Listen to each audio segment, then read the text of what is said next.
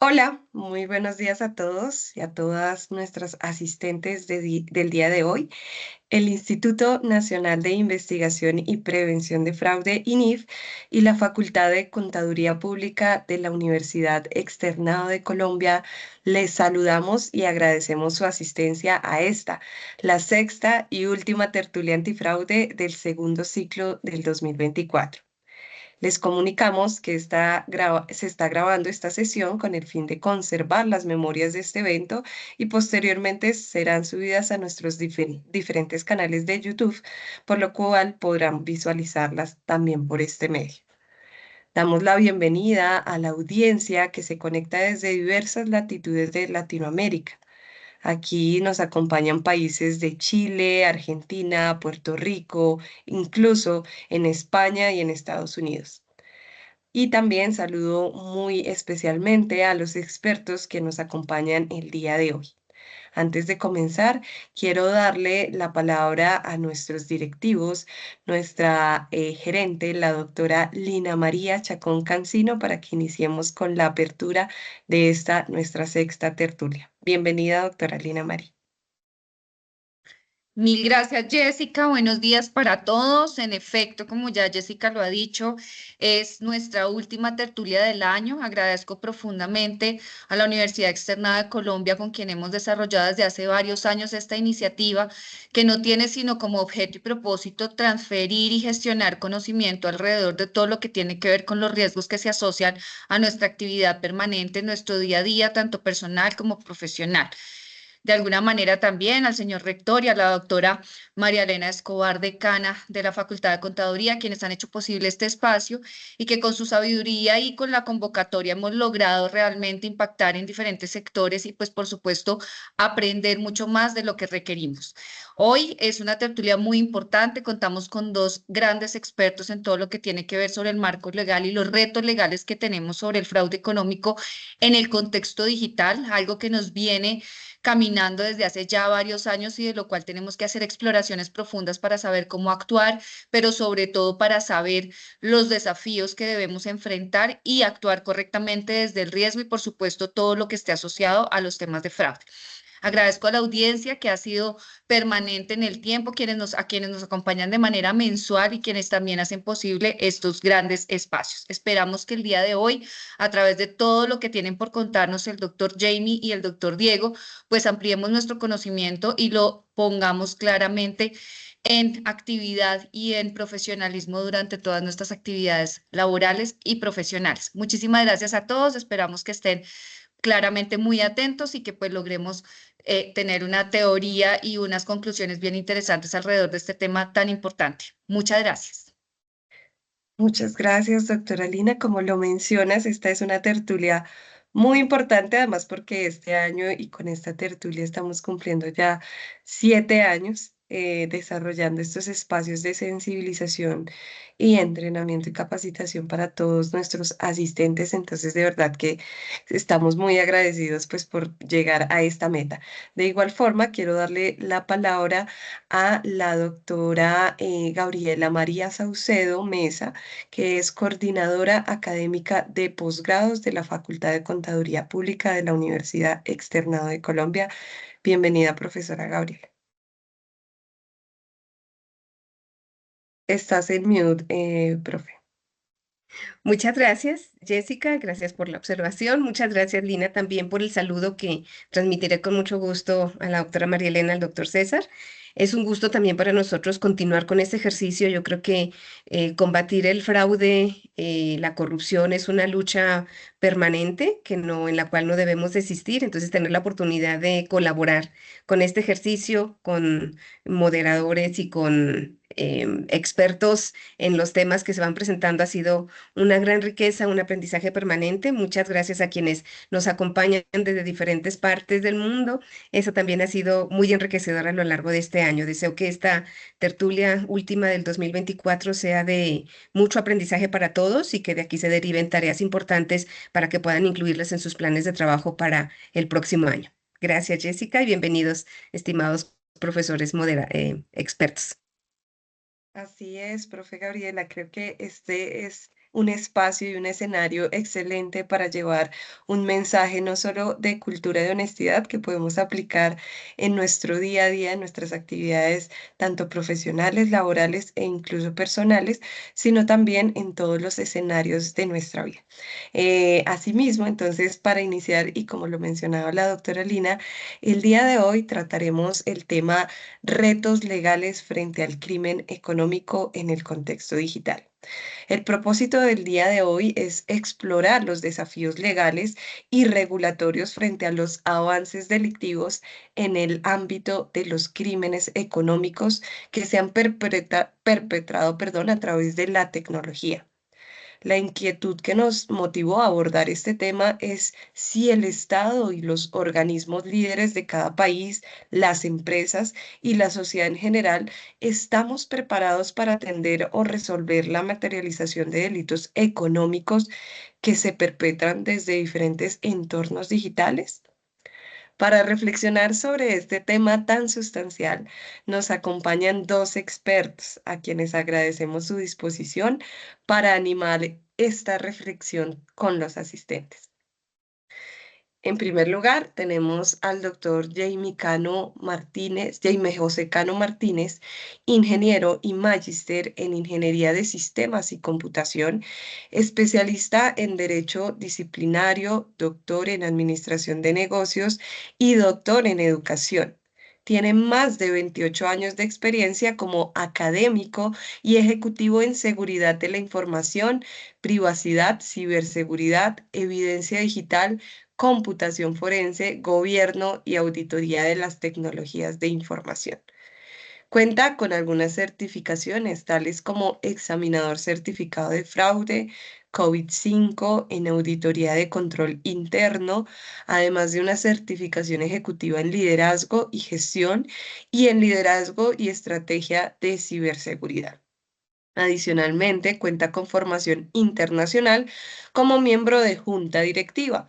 Ha recibido diversos reconocimientos tanto globales como internacionales, entre ellos el Cyber Security Educator of Year 2016 para América Latina por el Cyber Security Excellence Award.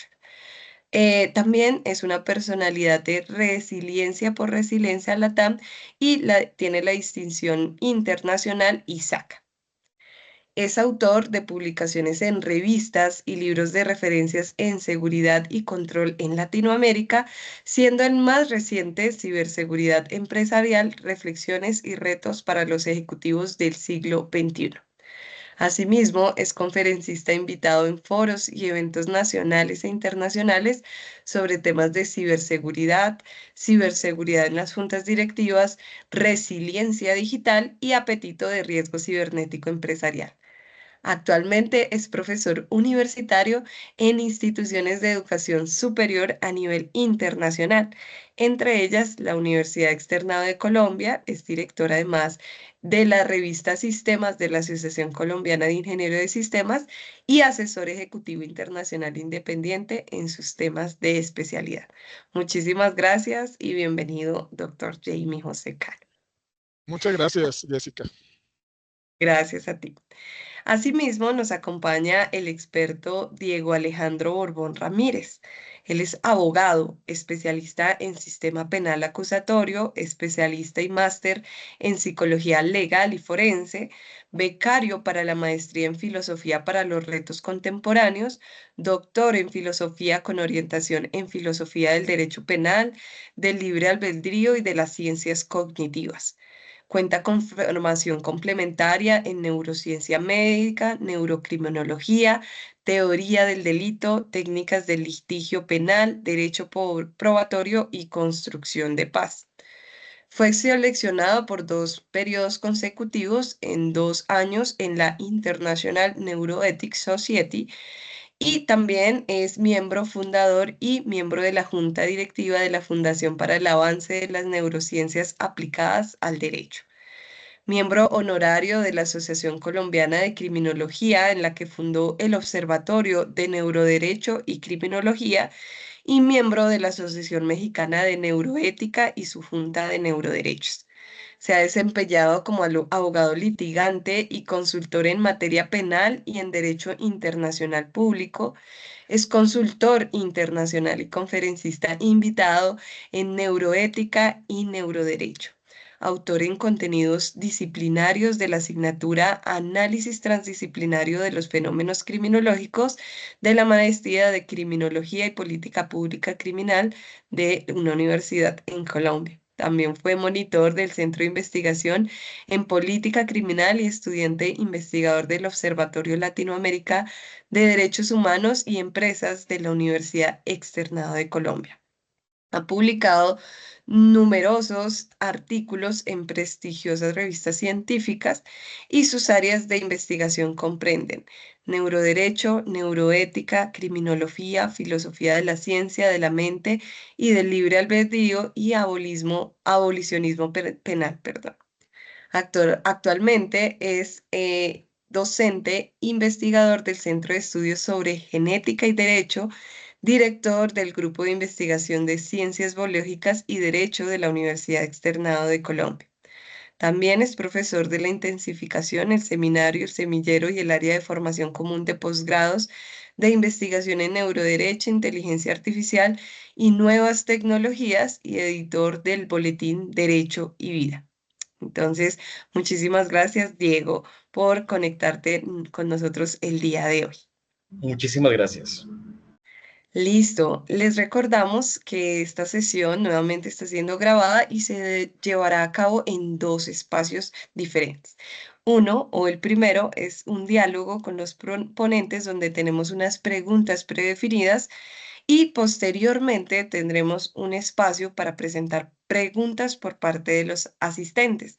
Así que les solicitamos a cada uno de ustedes que por favor las vayan escribiendo a través de nuestro espacio de preguntas y respuestas o a través del chat y allí nosotros posteriormente se las haremos conocer a cada uno de nuestros expertos. También les recordamos que ojalá estas preguntas vayan dirigidas a uno de los ponentes en específico para que ellos puedan responderla de manera directa. Sin más preámbulos, pues la sesión estará moderada, en este caso por mí. Me presento, mi nombre nuevamente es Jessica Bernal, soy psicóloga, especialista en psicología forense y criminal y actualmente me desempeño como especialista en prevención de fraude en el Instituto Nacional de Investigación y Prevención de Fraude, INIF. De verdad que para mí será un gusto iniciar con esta conversación y este diálogo sobre este tema tan interesante. Y por esto quiero comenzar contando un poco acerca de por qué nos preocupa este tema tan relevante en nuestro contexto actual. Y es porque justamente las organizaciones, las autoridades y los ciudadanos en general venimos enfrentando diferentes desafíos que van en crecimiento. La rápida evolución de la tecnología y la interconexión global han transformado la forma en que operan los delincuentes, creando nuevas oportunidades para el fraude y otros comportamientos ilícitos. Al mismo tiempo, las estructuras legales y regulatorias luchan por mantenerse al día con estos avances. Así lo reflejan, perdón, nuestros resultados de la última encuesta de percepción de fraude de INIF, donde se refiere que el segundo delito más representativo a la hora de responder los encuestados es justamente delitos relacionados con la ciberseguridad o perpetrados por medio de la tecnología. Asimismo, aún sigue siendo el impacto más relevante el reportado por los encuestados, la pérdida económica por fraude. Sin embargo, en segundo lugar, la pérdida de información es la segunda consecuencia más significativa de la comisión de fraudes, en un 17,37% de los participantes reportando este daño. Este dato refleja cómo los defraudadores no solo causan pérdidas económicas, sino que también comprometen información sensible, la cual es crucial para la competitividad y la operación de las empresas. Y asimismo, de últimas o en tercer lugar está la pérdida reputacional, que es reportada como la tercera más significativa. Esto nos dice que además en muchas ocasiones esa pérdida reputacional efectivamente se da por incidentes de fraude que pueden dañar la confianza pública y deteriorar esas relaciones comerciales de una organización, empresa o compañía. En este sentido, y con esta contextualización y perspectiva en mente, me gustaría comenzar preguntándole al doctor Jamie Cano, dado el contexto de las amenazas digitales actuales, ¿cuáles son las aristas que deberían tenerse presentes hoy día en el contexto digital? Muchísimas gracias, Jessica, y esta oportunidad para conversar realmente sobre un tema realmente apasionante y que va cambiando todo el tiempo. Alrededor de esa pregunta de cuáles son esas aristas, pues tenemos que entendernos en primer lugar en un ecosistema digital. Ya las empresas hoy, los países en general, no deben entenderse solos o aislados, sino que estamos ahora en un ecosistema con una serie de jugadores en ese ecosistema en el cual todos estamos interconectados. Cualquier cosa que yo haga termina afectando a los demás y las cosas que hacen los demás terminan afectándome precisamente a mí.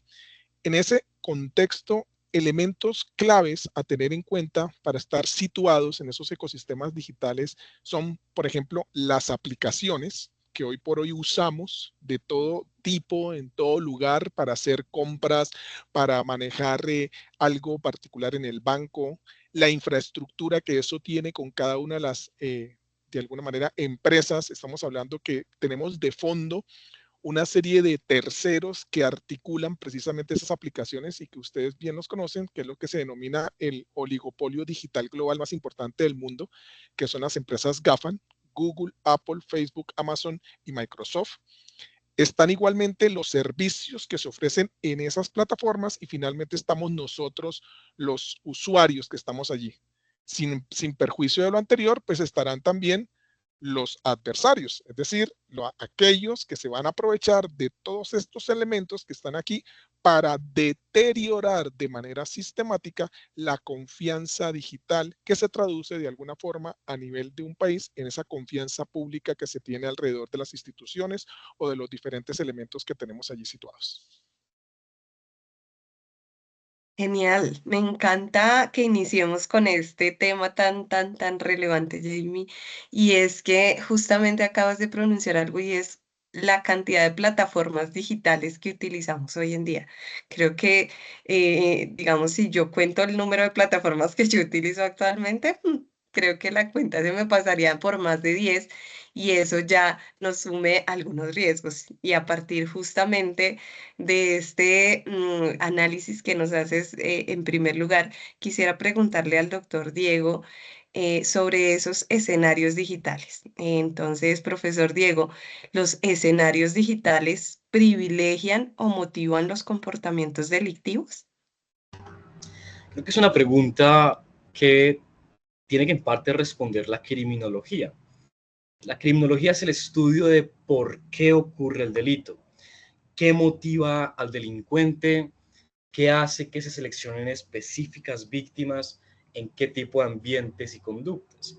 Y hay, creo yo, 5 factores importantes para entender cómo funciona y por qué ocurre el delito en ámbitos cibernéticos, de Internet o digitales, económicos especialmente. Y es, primero, el anonimato percibido, es decir, que los perpetradores de ese tipo de delitos pues logran con cierta facilidad técnica, por ejemplo, entrando en el Tor browser que logra anonimizar su identidad en la red oscura o oculta, eh, pueden aumentar su percepción de impunidad, ya que ocultan sus identificaciones IP, ya que pueden ubicarse en otro país, ya que son difícilmente rastreables sin bastante facilidad técnica. Entonces, ese anonimato percibido es clave. Lo segundo es que las víctimas, a diferencia de los delitos cometidos en espacios físicos, las víctimas suelen estar despersonalizadas, es decir, que no hay tanta cercanía física de identidad con las víctimas, por lo que esa conexión que los seres humanos tenemos por empatía hacia otros, pues es mucho menos prevalente en entornos digitales porque la víctima está despersonalizada, ¿no? Entonces, cometer delitos económicos, financieros, fraudes, es mucho más sencillo en términos de empatía, por lo menos emociones, ya que no hay esa cercanía con las personas. Otro factor importante son los límites geográficos, amorfos, que no se sabe dónde está la barrera jurisdiccional, no se sabe cuál es la competencia cuando una persona está cometiendo un delito financiero o económico o fiscal desde el exterior, desde otro país, desde la jurisdicción, pues tampoco es muy clave y ni fácilmente distinguible, ni cómo identificarlo, ni saber dónde está, ni si se identifica aplicarlo en una jurisdicción específica. Eso conlleva justamente a un cuarto elemento que es la ambigüedad normativa. Y es que tampoco está bastante claro si las actuales legislaciones son lo suficientemente comprensivas de los comportamientos de delitos económicos en entornos digitales o de Internet. Especialmente creo que es un factor bastante prevalente cuando se trata de delitos ahora cometidos con inteligencia artificial, ¿no? El uso de deepfakes, por ejemplo, el uso de algoritmos automatizados para lanzar ataques con malware o phishing, que cada vez representan, digamos, un problema para identificar las normas aplicables. Y creo que el último factor importante es la facilidad de una afiliación. Entonces hay ciertas teorías de subculturas en Internet pues que nos muestran que las personas que cometen ciberdelitos, no solo económicos, sino también de ciberacoso, delitos sexuales o pornográficos, o ciberbullying incluso, pues suelen encontrar una facilidad de, si no están adaptados a un entorno social en sus ámbitos físicos, con una socialización adecuada, pues en Internet pueden encontrar foros, chats, donde pueden tener una facilidad de afiliarse a ciertos grupos, tanto de hackers, tanto de ciberacoso, ciberbullying. Entonces, esos 5 factores que son en esencia el anonimato, despersonalizar a la víctima, los límites gráficos, la ambigüedad normativa y la facilidad de afiliación nos lleva, por ejemplo, a teorías criminológicas tales como las de disuasión o de elección racional, que nos muestra justamente que los delincuentes valoran de una u otra forma cuáles son los beneficios respecto de, digamos, las desventajas que podrían percibir. Infortunadamente, en el entorno digital es extremadamente baja la probabilidad de que un ciberdelincuente sea detectado, acusado y condenado por un ciberdelito. Incluso las estadísticas del año pasado del Ministerio de Tecnologías y Comunicaciones nos mostraba que más o menos de 252.000 delitos informáticos denunciados, solo 1.3 tenían algún tipo de arresto, ni siquiera una condena, sino algún tipo de arresto. Entonces, creo que esos factores hacen justamente que en el entorno digital de Internet no solo se faciliten, sino que se motiven esas conductas al no haber realmente incentivos negativos de no cometerlos, ¿no? Correcto. Diego, acabas de pronunciar pues varios temas súper importantes y relevantes. Creo que además de, como tú le decías, no solo permiten, sino que motivan a que el defraudador lleve a cabo sus conductas ilícitas. Creo también que yo siempre he dicho, tenemos a veces los mismos comportamientos, pero perfeccionados a través de la tecnología. Entonces, eso, lo que los 5 elementos que acabas de mencionar realmente destacan justamente ese aspecto de la criminología, de cómo lo ven los defraudadores de alguna u otra manera. Profesor Jamie, bueno, esta pregunta va dirigida para los dos, pero pues iniciemos con el profe Jamie, y es, ¿existen estudios que hablen de una tendencia alrededor de comportamientos delictivos en el escenario del ciberespacio? Sí, efectivamente, este año se hizo público por primera vez, ahorita voy a buscar la referencia para compartirlo en el chat, un estudio a nivel internacional que se tomó más o menos 3 años fue publicada en un paper científico recientemente, que es el primer índice de cibercriminalidad global. Y en ese paper los investigadores lo que hicieron básicamente fue tratar de encontrar una serie de elementos para poder clasificar y decir exactamente qué países eran los que mayor generaban este tipo de acciones, ¿sí? Y en el top 5 de esos países, pues aparecen los países, algunos países de Europa, y adicionalmente en esos países aparece adicionalmente un país que para muchos, cuando uno ve la lista, es bastante extraño verlo ahí, que es Nigeria. Aparece precisamente en la lista, un país africano. Entonces en el top 1 aparece Rusia, Ucrania, Estados Unidos, China, y en el quinto lugar aparece Nigeria. Entonces llama la atención particularmente que en los otros países a nivel internacional, pues efectivamente, pues se ven una serie de tendencias a nivel internacional por efectos del ejercicio del ransomware, que es uno de las acciones más de mayor crecimiento en los últimos años y que para el 2025 no promete bajar, sino seguir creciendo, que es el tema de la extorsión con datos, que cualquier persona, cualquier organización puede ser susceptible de este tipo de ataques, ¿sí? Porque la extorsión básicamente está ligada a, si no me pagas, entonces destruyo tus datos. Si no me pagas, revelo tus datos. Si no me pagas, le digo al regulador que tengo tus datos y tú no le has contado a él que tienes un problema precisamente con una brecha de seguridad. Y en cuarto lugar, si no me pagas, pues hago disrupción o comprometo la conectividad con tus terceros. Entonces, los estudios básicamente actuales, que es el último que se tiene, además de un estudio longitudinal bastante grande, pues sí dan cuenta de que hay una tendencia precisamente a nivel internacional donde los diferentes tipos de acciones delictivas terminan o en temas de extorsión, o terminan en temas de robo de datos, o terminan en temas de compromiso de identidad, y recientemente la inteligencia artificial obra como un habilitador para exacerbar todos estos temas que acabo de mencionar, particularmente el tema del manejo de la realidad de tal manera de que se haga tan semejante a lo que vemos que es muy difícil distinguir lo que es real de lo que es falso, ¿sí? Entonces, esos temas terminan también particularmente confundiendo a la opinión pública y generando mayores ocasiones para que el defraudador tenga espacio para concretar precisamente sus acciones delictivas.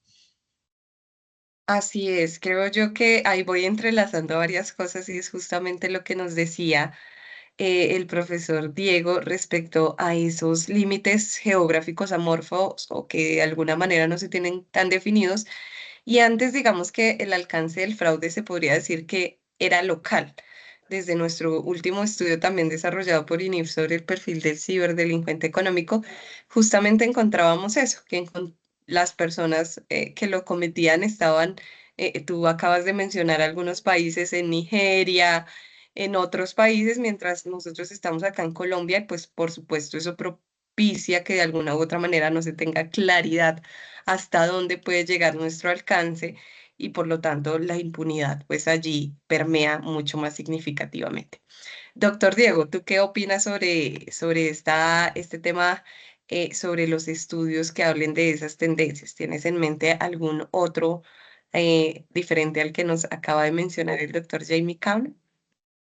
Varias cifras interesantes tanto en Colombia como en el exterior, pero primero centrarnos en Colombia. Más o menos cada año Colombia tiene unos 20.000 millones de ciberataques, tanto a empresas privadas como a entidades públicas, páginas web. Es bastante común saber en noticias pues, que las páginas de algún ministerio está caída porque lo están atacando. Entonces, más o menos en 2022 hubo 23.600 millones de ciberataques en Colombia, ¿no? Eso nos pone a Colombia en el National Cybersecurity Index en el país 69 en la lista de ciberseguridad a nivel internacional. tenemos en este momento el Ministerio de las Telecomunicaciones y Tecnologías de Información tiene ya un grupo de respuestas a emergencias cibernéticas, ciberataques, que tienen colaboración tanto con la Fiscalía, la Policía Nacional y otras entidades públicas. Incluso se estuvo hablando hace un tiempo de la creación de una agencia de seguridad digital que fue bastante controvertida también por problemas quizás de ámbitos de libertad de expresión o de privacidad.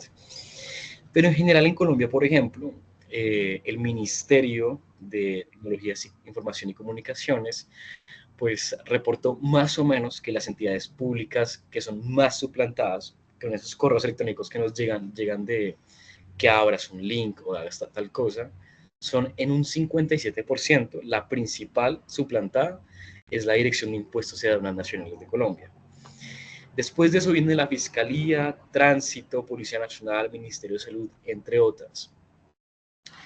Ahora, digamos, ¿cuáles son los delitos cibernéticos más cometidos en Colombia especialmente? El principal es el hurto por medios informáticos.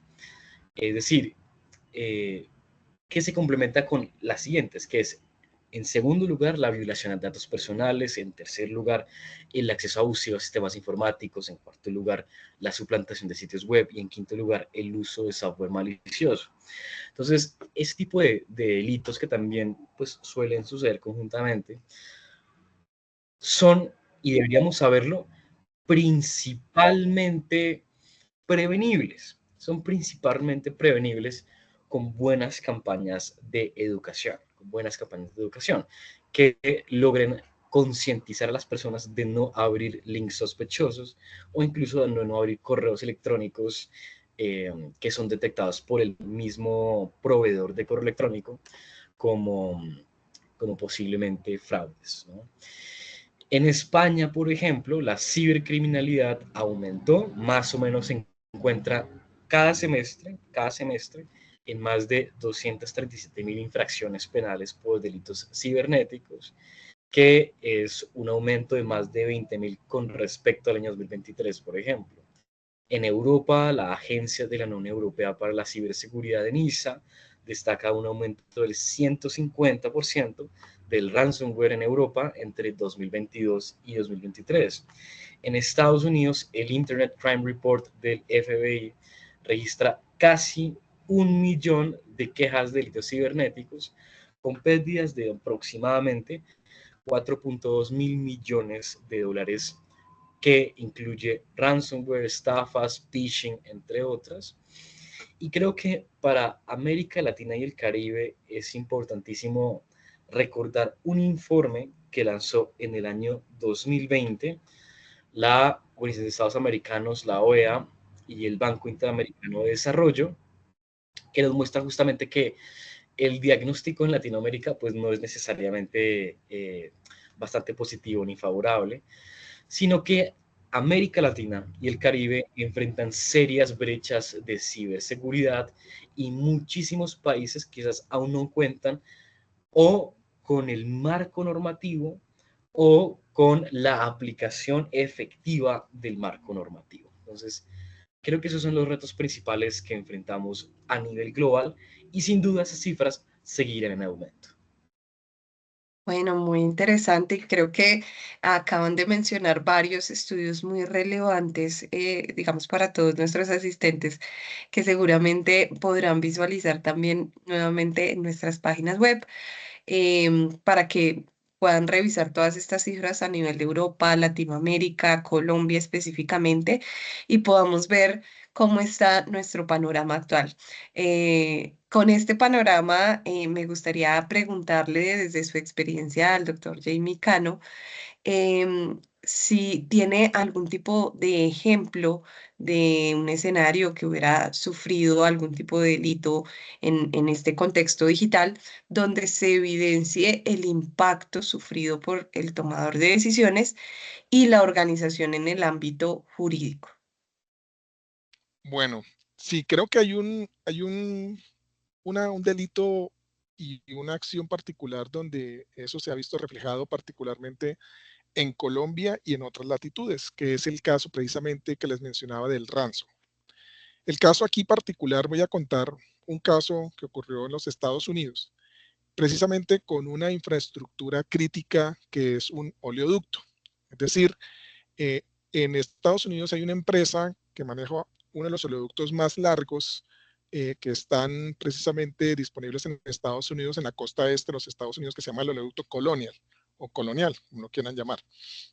Este oleoducto no solamente surte de gasolina a la costa este de los Estados Unidos, sino que tradicionalmente la gasolina que surte para uso normal también surte la gasolina de avión. Es decir, que en el contexto particularmente norteamericano, la gasolina termina siendo un elemento fundamental para la dinámica y movilidad en el tema social, y particularmente para el tema de los aviones por el tema de la gasolina de avión. El tema va a que unos adversarios toman control de ese oleoducto, es decir, cierran las válvulas, tienen la capacidad de manera remota de cerrar las válvulas y comienzan claramente a extorsionar al presidente de la compañía, ¿sí? Alrededor de esta temática, es decir, si no me pagas, pues no te doy acceso al sistema que controla precisamente el oleoducto. En ese sentido, él tiene que tomar una decisión muy complicada como ejecutivo. O sea, pónganse ustedes en la piel del presidente de esta empresa. Entonces, primer punto, ¿qué hago? ¿Pago la extorsión o no la pago? Miren el problema serio. Y cuando se trata de ransomware, cualquier decisión que usted tome, usted va a salir con alguna herida en algún lado. Usted tiene que tomar la decisión que menos impacto le genere a usted y a la compañía.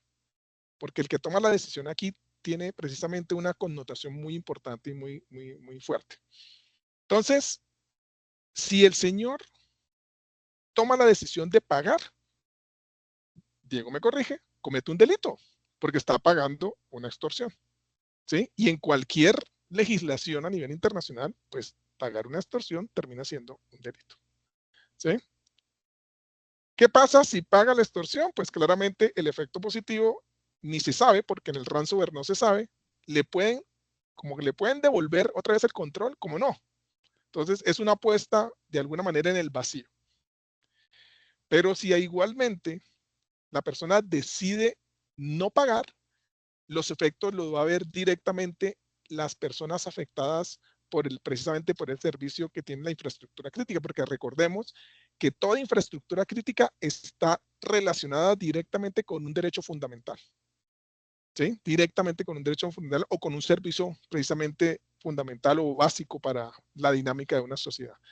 Entonces, si dice que no paga, imagínense ustedes 50 millones de personas sin gasolina en los Estados Unidos. O sea, imagínense el caos, la locura, ¿sí? Del tema, ¿sí? Entonces, en ese escenario, primero tiene que estar preparado para saber qué tipo de decisión vas a tomar. O sea, estas no son decisiones que se toman en caliente cuando ocurren las situaciones, no. Son decisiones que se preparan los escenarios para exactamente dimensionar cuál es la decisión que se va a tomar con los impactos que esto implica, ¿sí? Ese es un elemento fundamental. Para cerrar este ejemplo, solamente decirles que la persona, es decir, el presidente de esta compañía, terminó, ojo, pagando la extorsión, recuperó el control del oleoducto, se distribuyó gasolina nuevamente, gasolina avión. Valga la pena anotar que estuvieron sin combustible por el oleoducto durante una semana. Una semana, ¿sí?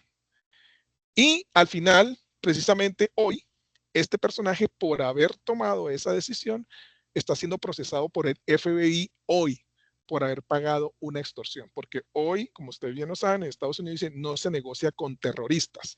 Y el ransomware hoy está catalogado en el marco de seguridad nacional como una amenaza terrorista. Entonces, tiene un problema cuando está haciendo su defensa y le dice, bueno, dígame qué hago.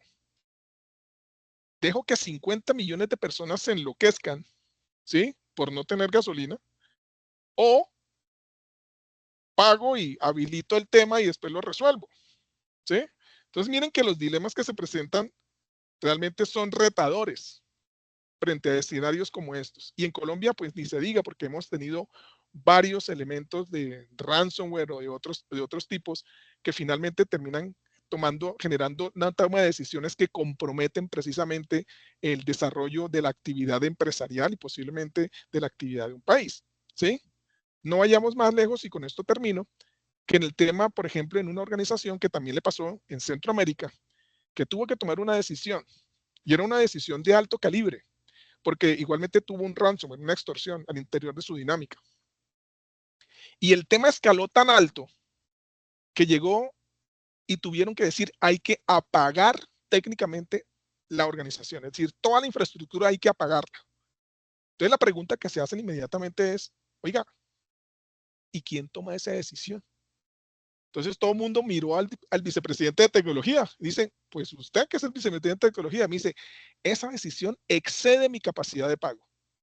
No la puedo tomar yo, por las implicaciones que tiene el ejercicio de poder apagar toda la infraestructura del banco. Entonces, nótese que sí hay unas implicaciones muy importantes que deben ser consideradas y analizadas de manera general por todo el equipo ejecutivo de la compañía cuando se toman este tipo de acciones. Listo, no, pues el ejemplo que nos pones realmente es un tema retador, ¿no? Y es justamente como tú lo dices, ¿qué debemos hacer? Sí, porque estamos frente a un crimen económico, pero también estamos frente a una operación de una organización que debe continuar. Entonces, por esto les hacía yo énfasis en nuestra encuesta de percepción de fraude INIF respecto a esas pérdidas de fraude y lo importante que es prevenir el fraude al interior de las organizaciones justamente para que este tipo de efectos negativos, no solo a nivel legal, jurídico, sino a nivel reputacional, a nivel de términos de operación, económicos, que vemos que nos afecta de verdad a todos, pues no permeen mucho más en nuestra organización. Ya vimos un poco el panorama y realmente, pues obviamente estamos preocupados en este momento, porque ya lo vemos en las cifras, vamos en incremento, los cibercrímenes siguen aumentando, los fraudes que se dan a través del contexto digital siguen aumentando también. Las metodologías y las formas en que los defraudadores están cometiendo sus conductas se perfeccionan y evolucionan. Y definitivamente, pues esto es un panorama preocupante para, creo que todos los asistentes que estamos el día de hoy. Por eso me gustaría que ya en este ecosistema digital profundizáramos y teniendo en cuenta todas estas visiones que ya nos mostraron, ¿cuál es el alcance de la legislación y las regulaciones actuales en relación con la sanción y orientación frente a esos nuevos delitos de impacto económico? ¿Qué organismos plantean de alguna manera estas regulaciones como para protegernos y también como para posibles víctimas fuera de una organización? Entonces, no sé si en este caso comenzamos con el profe Diego para darle continuidad en este mismo orden a la tertulia. Entonces, profe Diego. Perfecto, pues primero, digamos, el marco internacional que tenemos hasta el momento viene de un antecedente importante que también es, por ejemplo, el Convenio de Budapest sobre ciberdelincuencia, que nace promovido por el Consejo de Europa, tiene un protocolo adicional en ese sentido. En las Naciones Unidas también hay acuerdos internacionales sobre delincuencia organizada transnacional, ya que mencionamos justamente que los ciberdelitos económicos tienen una característica importante de que suelen ocurrir algunos en territorios por fuera de donde son atacados. En 2024 incluso las Naciones Unidas trabajó y está en proceso de aprobación, si no está aprobado ya, una convención también sobre ciberdelincuencia. También a niveles regionales, tanto la OEA como la Unión Europea tienen algunos acuerdos particulares en esa materia. En Colombia específicamente, pues tenemos una ley de 2020, de 2009 más o menos, que reforma el Código Penal tipificando ciertos delitos informáticos en temas de su uso indebido, acceso a datos. También tenemos la Ley de Protección de Datos Personales de 2012. Ese mismo año, 2012, se creó lo que mencioné hace poco, que es el Grupo de Respuesta a Emergencias Cibernéticas de Colombia, que está articulado especialmente por el Ministerio de Tecnologías, Información y Comunicaciones. Y las agencias, por ejemplo, nacionales encargadas de hacer efectivas estas legislaciones son, en primer lugar, claramente la Fiscalía General de la Nación, que ha tenido direcciones y grupos especializados en delitos informáticos, la Policía Nacional, que en conjunto también bloquean páginas web relacionadas con delitos informáticos. Por ejemplo, en Colombia, más o menos, cada 12 minutos se bloquea en nuestro país una página web por estar relacionada con delitos informáticos. Sin duda también tiene que ver la Superintendencia de Industria y Comercio, especialmente en materia de datos personales. Ahora, ya yendo un poco a legislaciones comparadas, por ejemplo, en México, también en el Código Penal Federal tienen algunos delitos y tipos penales relacionados con delitos informáticos, desde financiamiento del terrorismo, recursos de procedencia ilícita, delitos informáticos. Tienen una ley federal de prevención de operaciones con recursos de procedencia ilícita. Organismos tales como la Unidad de Inteligencia Financiera, la Comisión Nacional Bancaria y de Valores, la Secretaría de Ciencia y Crédito Público, incluso hace poco el INAI, que en este momento está en proceso de desaparecer, que el INAI es una agencia de acceso a la información, y están en camino a algunas nuevas listas en el Senado de delitos como extorsión y emisión de comprobantes fiscales falsos, eso también en materia digital. En Argentina, por ejemplo, desde el año 2008, con la ley 26.388, pues comenzaron a legislar en alguna materia de informáticos. Y para contestar rápidamente, que vi en el chat una pregunta, en Colombia en general no es un delito pagar una extorsión, salvo que la persona de alguna forma colabore con la comisión del delito.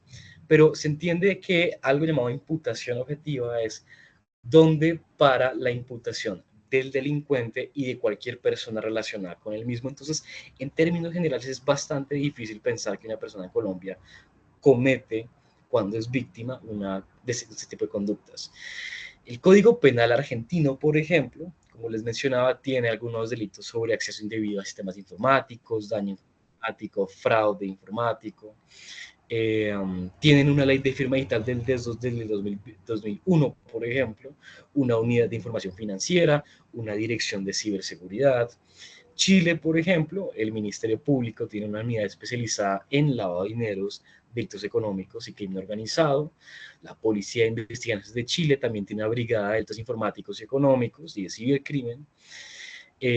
También en temas de mercados financieros hay una autoridad de comisión. Impuestos, en España también, por ejemplo, está la Ley de Protección Personal, de Datos Personales, de Nacional de Seguridad, de informáticos, y está, por ejemplo, el Instituto Nacional de Ciberseguridad, el INCIBE, en España, el Centro Criptológico Nacional, entre otras. Esto lo menciono con qué propósito, y es: los países hacemos lo mejor que podemos para enfrentar las tendencias nuevas y futuras del ciberdelito. Ahora, algo bastante importante para reconocer es que siempre las respuestas estatales y sociales a los delitos, especialmente a los delitos de Internet, pues siempre van a estar detrás del delincuente, ¿no? Y es una realidad y no está necesariamente mal, porque primero tenemos que reaccionar a qué está sucediendo para poder entenderlo. Ahora, eso sí representa un gran problema, y es que ya que los estados siempre están detrás del delincuente, pues cada vez que creamos una normativa o una regulación nueva, pues justamente por la elección racional, los delincuentes adaptan sus modos de operación para, pues si hemos creado un nuevo delito, pues salirse del marco de ese delito. Si han creado una nueva unidad de investigación, pues encontrar una forma de encriptación o de anonimizar datos para no ser detectado. Entonces, es una tendencia infortunada pero cierta que tenemos que enfrentar con cierta sabiduría. Y eso lo veremos ya en próximas preguntas. Perfecto, de verdad que vamos profundizando con más detalle y creo yo que enfocándonos un poco en esas estrategias ya de prevención y de enfoque hacia donde podemos dirigirnos respecto a este panorama tan preocupante que les acaba de mencionar. Y creo que Diego acaba de mencionar algo importantísimo y es cómo vamos tocando este tema a través de diferentes espacios y también de diferentes instituciones que han ido tratando de regular estos delitos en ese contexto digital, lo cual nos permite a nosotros también tener un mayor alcance en términos de todas las estrategias que generamos de prevención y detección. Eso es sumamente positivo. A partir de ahí, pues, doctor Diego, tú que tienes, digamos, respecto a esto que acaba de mencionar el doctor Diego, ¿qué nos puedes aportar o cómo puedes tú darnos también este tipo de soluciones a nivel legal que se estén presentando a nivel Latinoamérica y pues a nivel internacional, incluso si conoces alguna? ¿Para Diego o para mí? Para ti, profe Jamie, perdón. Sí, porque este Diego dijo, bueno, voy a dar la palabra nuevamente al profesor Diego. Bueno, el tema particularmente de diferentes iniciativas legales a nivel internacional pasa primero por entender de alguna manera qué es lo que está pasando en el contexto digital. O sea, aquí el reto está en primero entender cómo es la dinámica del delito o de los cibercrímenes en el contexto digital y a partir de allí devolvernos al contexto legal. Entonces, es precisamente un ejercicio, de alguna manera, lo llamaríamos nosotros los ingenieros de ingeniería inversa. Es decir, entender en el contexto digital cómo se pueden materializar o concretar las diferentes acciones, de alguna manera, ilícitas y desde allí precisamente comenzar a construir y desarrollar el marco jurídico. Sí, porque generalmente lo que ha pasado de manera tradicional es que el derecho desde su disciplina y de su marco conceptual se aproxima al reto tecnológico como tal. Y ahí pues claramente puede encontrar algunos elementos que puedan tener de alguna manera desde su perspectiva algunas limitaciones. Pero cuando lo hacemos de manera inversa, podemos entender un poco la dinámica que tienen precisamente los delincuentes en el contexto digital para construir unos nuevos referentes que nos permitan darle un marco mucho más amplio al ejercicio de poder regular y de poder asegurar este tipo de acciones en el contexto del ciberespacio. Solamente para anotar un par de legislaciones que han venido trabajando en el tema desde hace mucho tiempo. La primera de las primeras legislaciones que se tuvo en Estados Unidos es del año más o menos 80, donde hablaban de Computer Crime Act, así se llamaba, Computer Crime Act. Imagínense, del año 1980. Nosotros en esa época ni siquiera habíamos pensado en eso, ¿sí? Ni siquiera estábamos pensando en eso. Además, como muy bien, y Diego podrá complementar un poco más, pues el derecho anglosajón pues claramente difiere en algunas cosas del derecho nuestro, que es más continental, más europeo, mucho más de formalismos. Allá el tema es conforme los jueces van dando sus decisiones, pues se va creando todo un conjunto y permite de alguna manera pues avanzar conforme, digamos, la dinámica de la criminalidad va avanzando. Claramente nosotros, como bien lo decía Diego, ahorita pues vamos siempre detrás, la legislación va siempre detrás de las técnicas y las acciones de los delincuentes. Y eso es de alguna manera poder estudiar y analizar el marco del tema del delincuente que, digamos, desde el punto de vista técnico lo podemos traducir como técnicas, tácticas, procedimientos y herramientas, que son como esos 4 elementos para tener en cuenta para efectos de poder conceptualizar un poco tanto las intenciones como las capacidades de los adversarios para producir precisamente los efectos no deseados en la dinámica social. Excelente, profe Jamie. Sí, realmente mira que tú acabas de decir algo y es que creo que nosotros siempre debemos anticiparnos, ¿cierto? Porque el defraudador sí se anticipa a las catástrofes, a lo que nos pasó con el tema del COVID-19. Entonces, ellos ya casi que salió el COVID, o apareció el tema del COVID-19 que nos afectó a todos y ellos ya estaban desarrollando rápidamente una adecuación a ese contexto digital que se aceleró y muchas de las organizaciones y empresas no estábamos de pronto preparadas para hacerle frente a lo que se venía con este contexto digital. Entonces, realmente, como tú lo dices, hay pensadores y hay diferentes escenarios que nos han dado un primer brochazo, pero lo que nos dice esto es debemos estar listos, debemos crear los escenarios más catastróficos que pudiéramos tener en el contexto digital, en el contexto incluso físico. Y todo lo que se puede derivar de esto para crear regulación, para crear legislación que sea aplicada y que vaya a la vanguardia del crecimiento de ese aspecto tecnológico y digital, por supuesto. A partir de ahí, me gustaría preguntarle justamente frente a esta realidad jurídica y regulatoria que han mencionado y a partir pues de estos ejemplos citados, profesor Diego, ¿es el derecho penal un mecanismo realmente eficiente para prevenir estos delitos en la actualidad?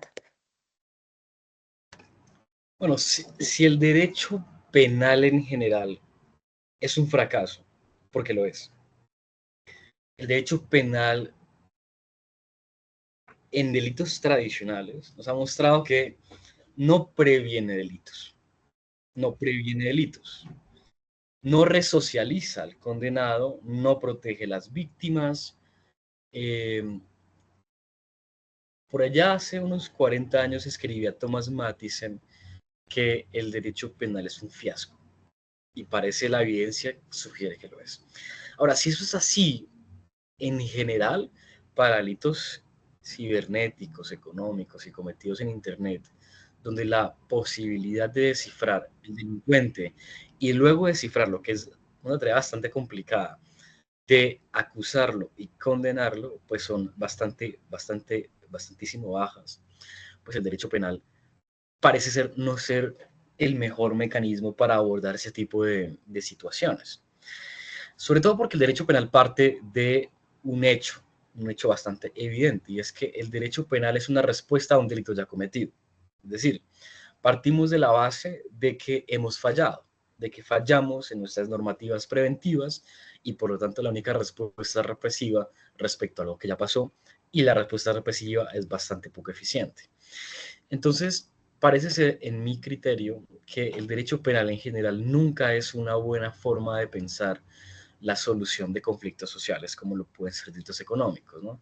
Que el gran cambio es más bien de entorno y no tanto de tipo de conductas, es decir, los fraudes, los hurtos, las suplantaciones de identidades, los acosos, los delitos sexuales y pornográficos no consentidos, pues ahora se están yendo a un panorama pues de un entorno digital en el cual encuentran una impunidad mayor.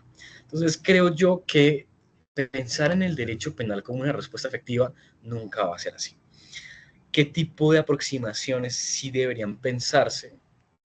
Pues creo yo que gran parte del esfuerzo que se debe hacer es de, primero, identificar con estudios rigurosos y científicos si las actuales tendencias del cibercrimen, incluyendo las cometidas con inteligencia artificial, requieren una revisión.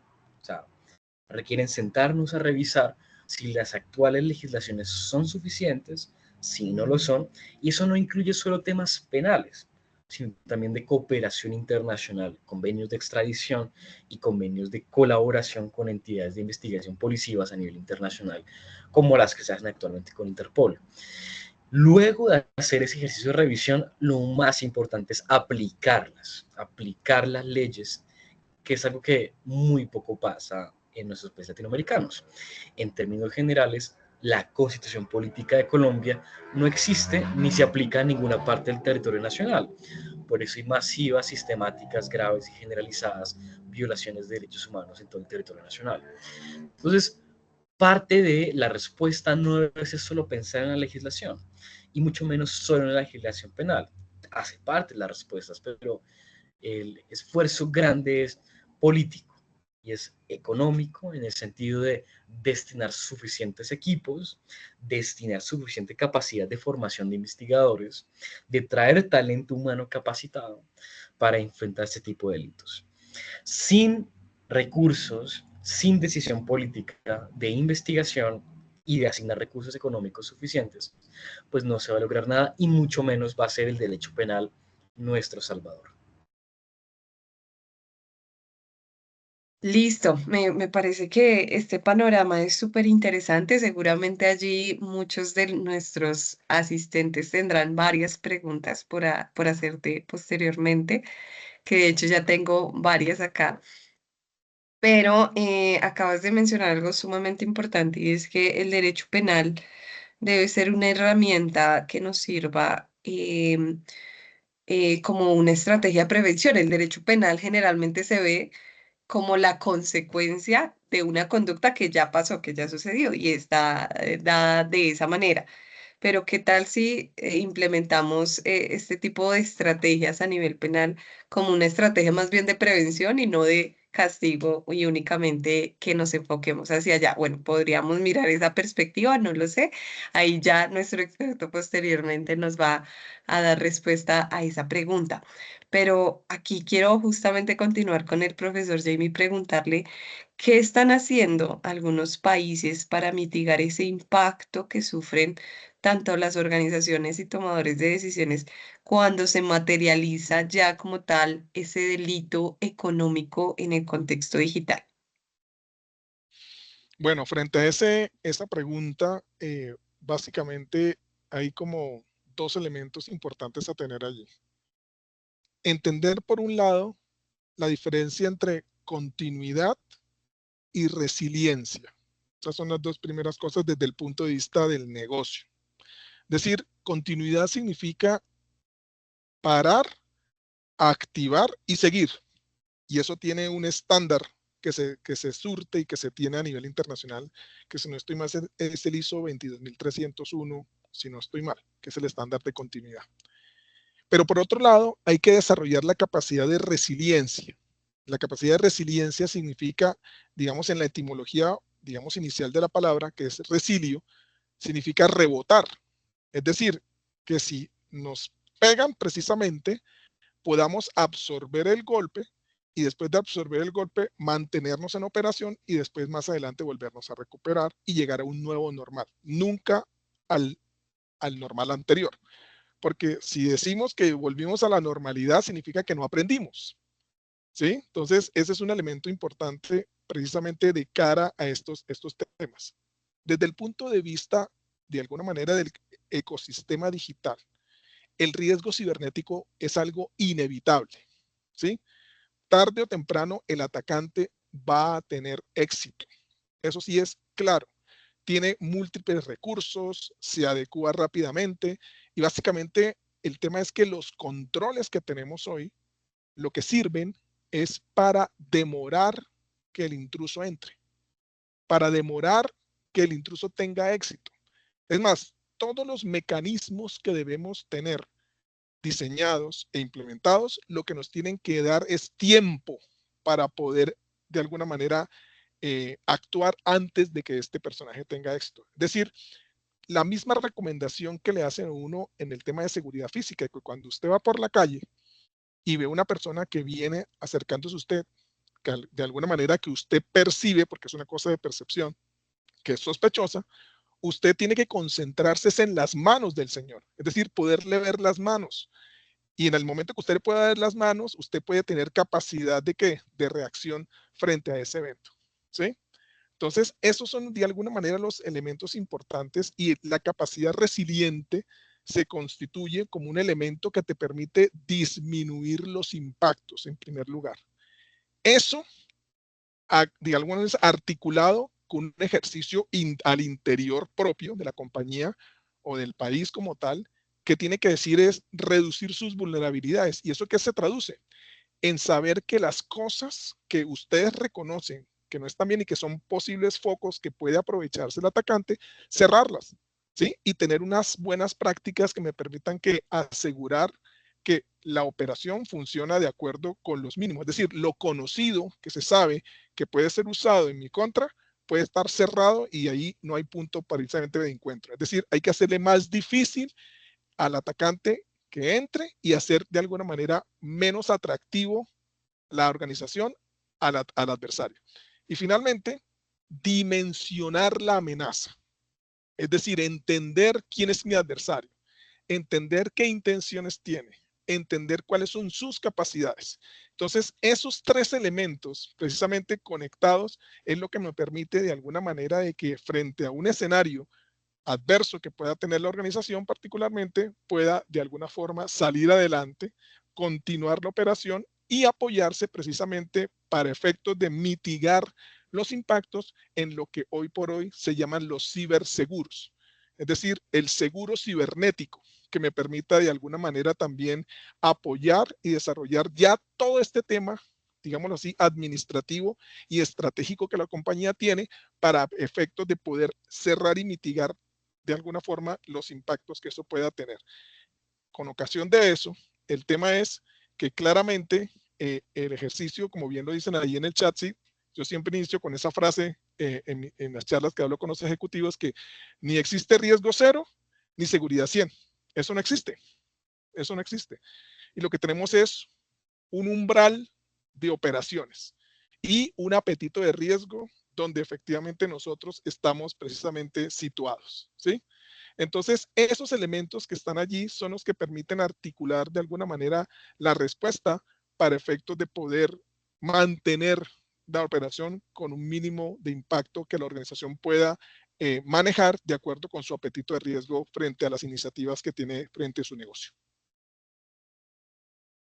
Muy interesante, profesor Jamie. Justamente yo creo que nosotros, y vuelvo y lo menciono, debemos estar a la vanguardia.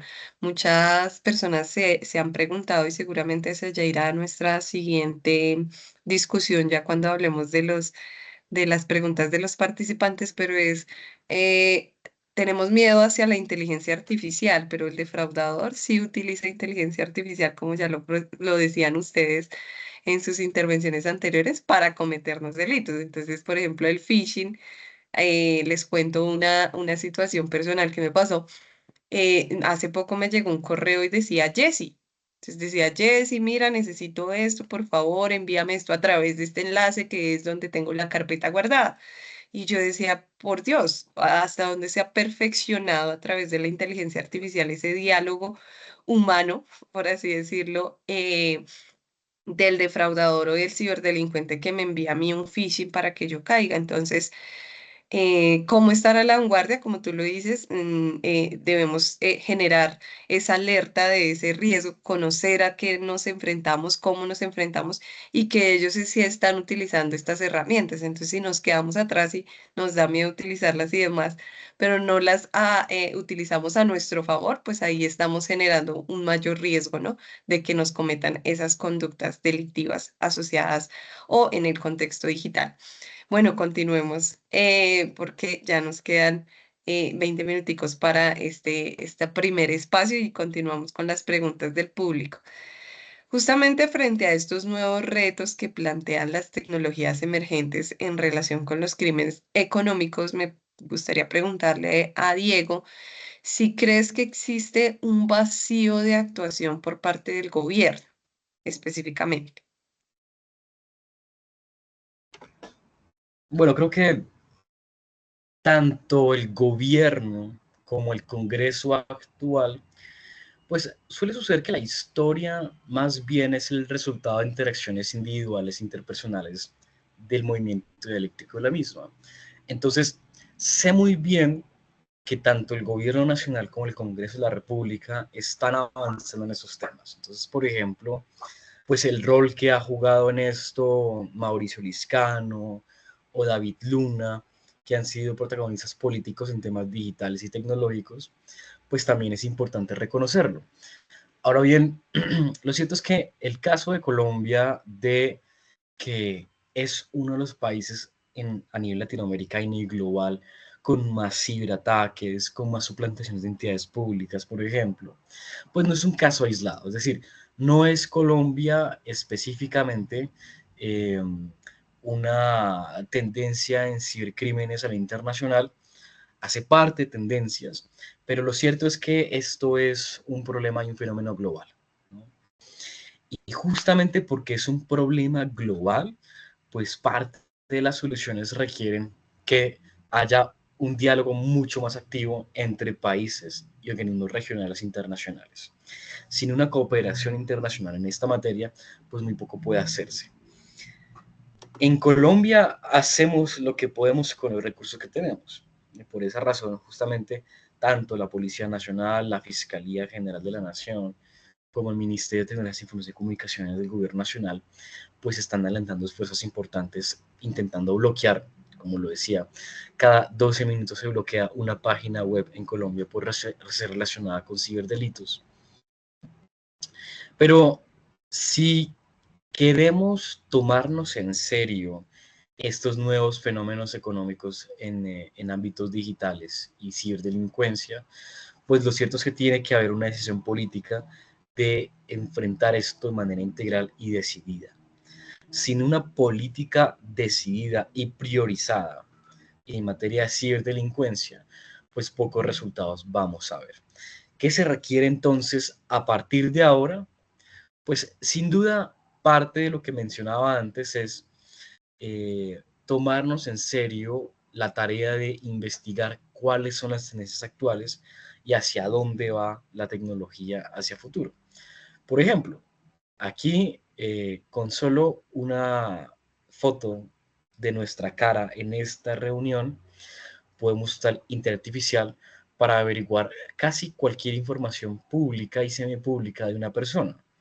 Es decir, dónde está su cara, cómo se llama, cuál es su correo electrónico, y eso sigue siendo legal, o por lo menos sigue estando permitido en interacciones en Internet sin mayor aplicación de marcos en datos personales, por ejemplo, a pesar de que la persona no ha autorizado su recopilación de información y menos su tratamiento con inteligencia artificial.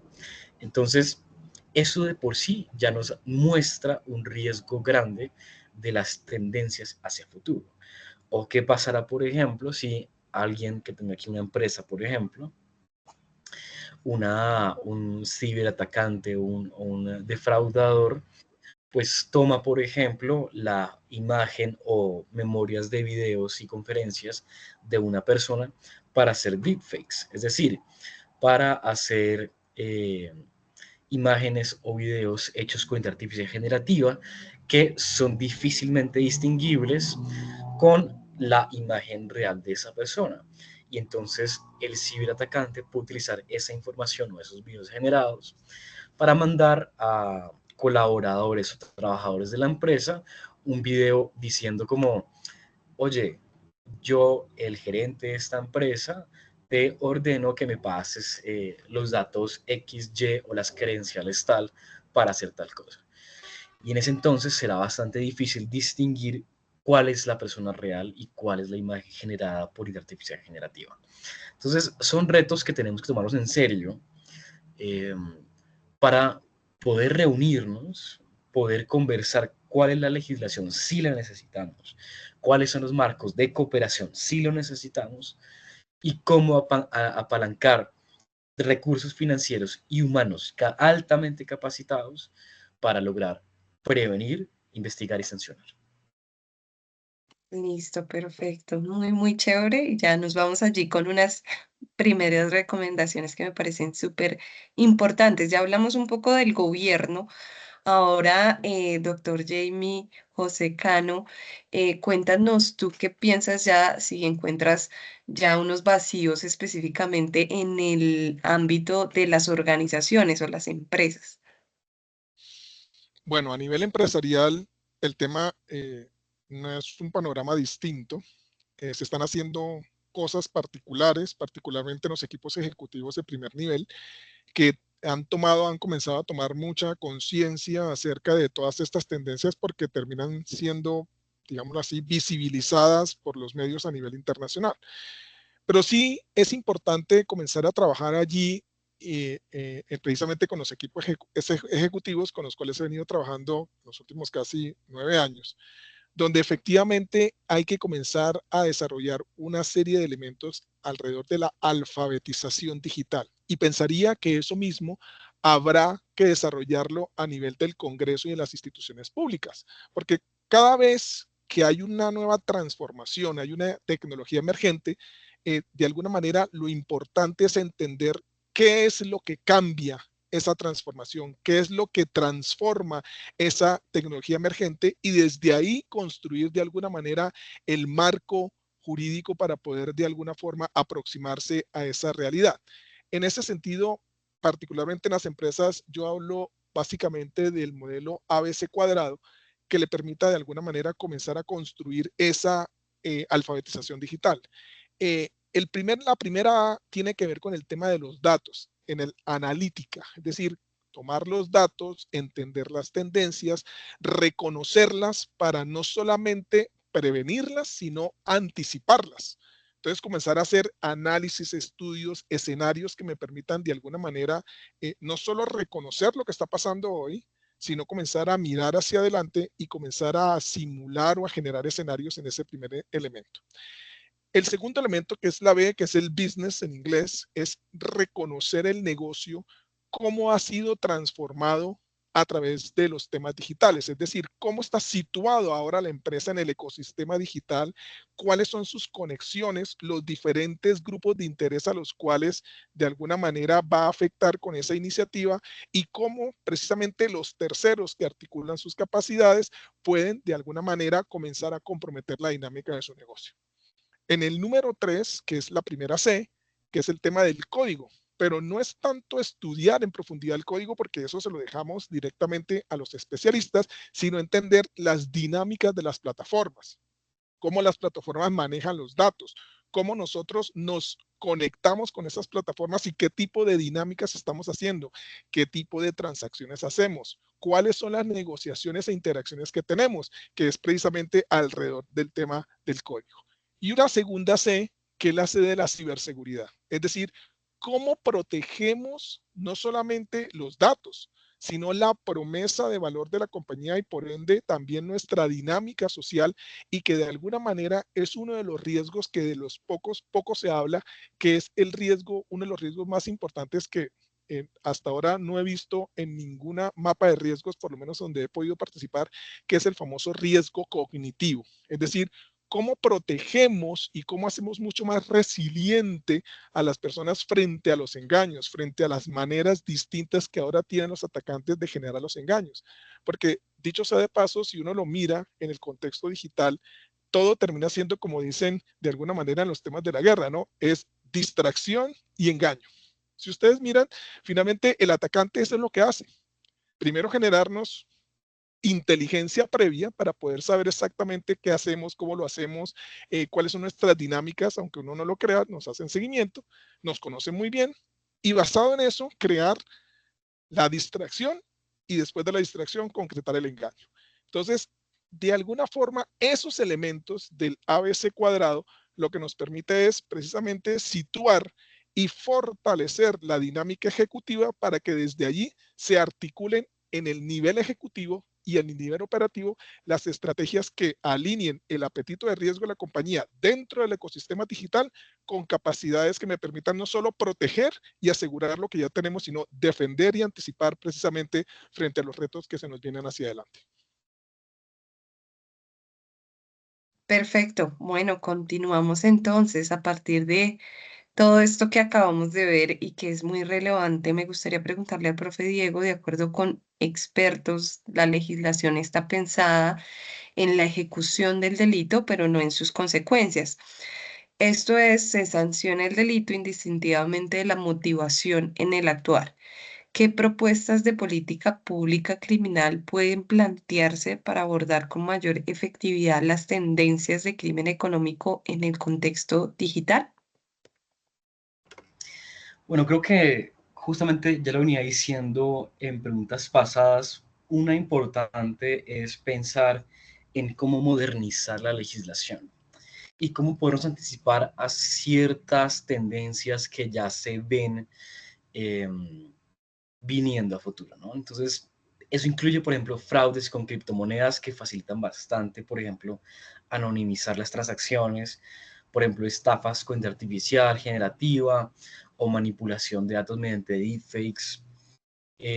También centrarnos en tipificar y centrar el esfuerzo investigativo en las consecuencias económicas del delito y no solo en la sanción. Entonces, ¿cómo poder garantizar el resarcimiento de las personas que son afectadas con este tipo de delitos?